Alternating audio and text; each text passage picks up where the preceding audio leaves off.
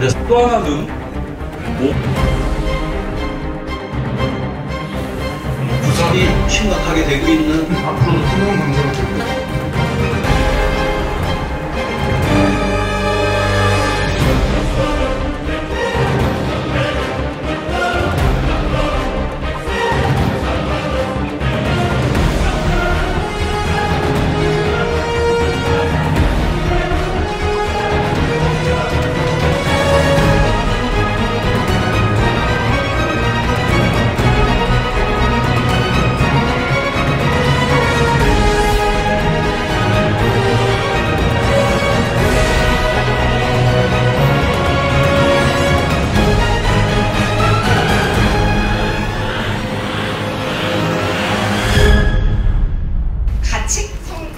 신설을 위한 공청회를 시작했는데 한 여성과 남성으로 살아가는 일이 서로에게 혐오와 대립의 비극으로 치닫지 않고 건전한 행복으로 이어지려면 페미니즘이라는 분명한 프레임을 가질 때 우리를 인력처럼 둘러싸고 있는 여러 걸림돌들을 더 쉽게 극복해 나갈 수 있을 것입니다.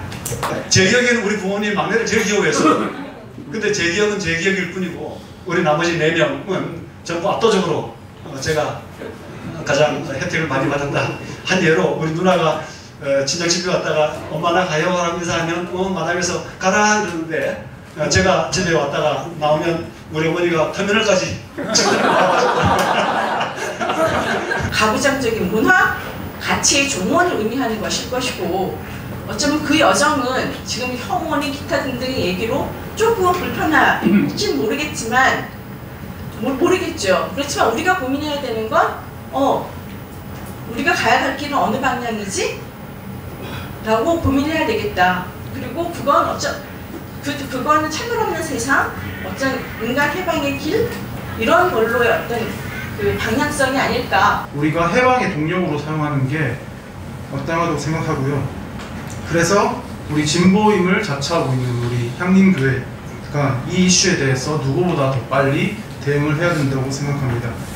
페미니즘 대 안티페미니즘 이 구도는 앞으로도 뜨거운 감자가 될 것이고요.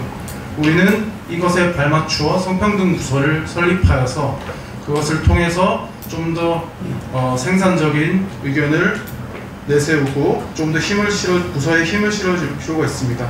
회의에서 어떤 전달 사항을 제가 들은 사항을 성평기 모임에서 나누고 그게 이제 당회 보고가 되고 그리고 나서 또 이제 각 필요하다면 신도회나 부서에 전달이 되고 그걸 다시 수렴해가지고 다시 연대체 회의까지 가는데 거쳐야 될 단계가 쓸데없이 너무 많은 거죠 지금. 그러니까 이런 소통 창구를 단일화할 필요가 있다는 생각이 들더라고요. 이게 만약에 부서 활동이라면 부서원들끼리 논의하고 그리고 그 결정된 사항을 다시 가지고 이제 연대단체에 가지고 갈 수 있는 거잖아요. 첫 번째는 기존에 이제 저희가 향리에서 주체가 비교적 되지 못했던 여성, 퀴어, 푸른이 등이 주체가 되는 공간을 향린 안에 만드는 것입니다.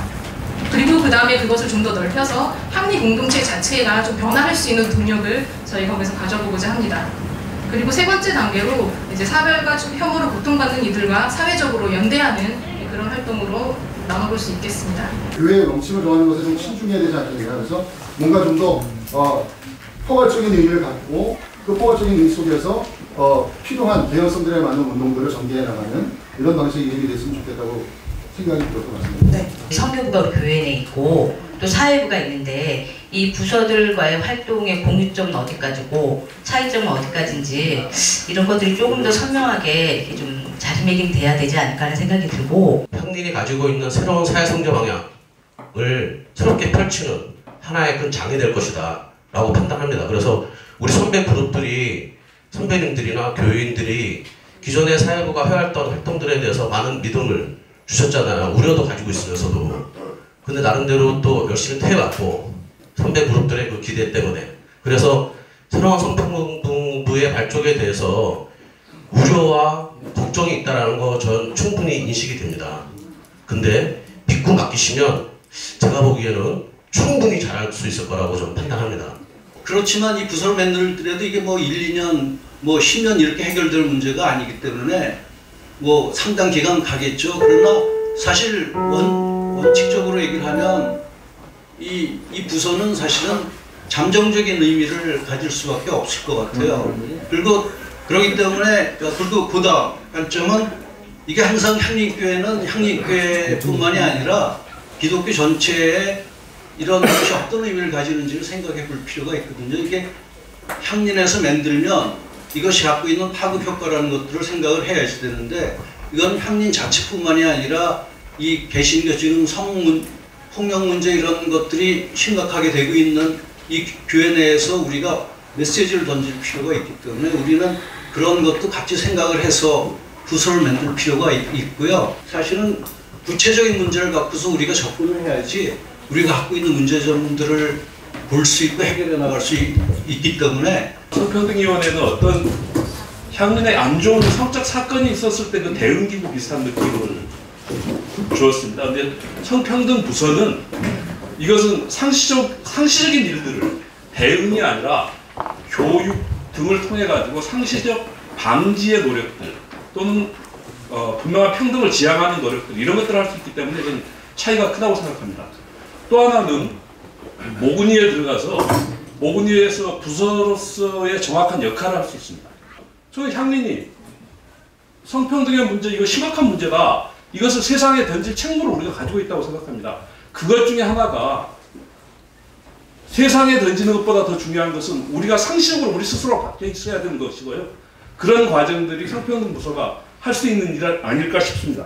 우리가 같이 관계 맺는 방식에서 언어라든가 시선이라든가 이 방식들을 달리 보자는 거고 결과라든가 이런 어떤 대안, 답안, 활동 이런 차원에서 벗어나서 하나의 문화로 이렇게 번져가기를 원하는 거예요. 그러니까 우리 모두가 주체여야 하는 것이지 이제 우리가 어떤 대상이나 혹은 주체는 아닙니다.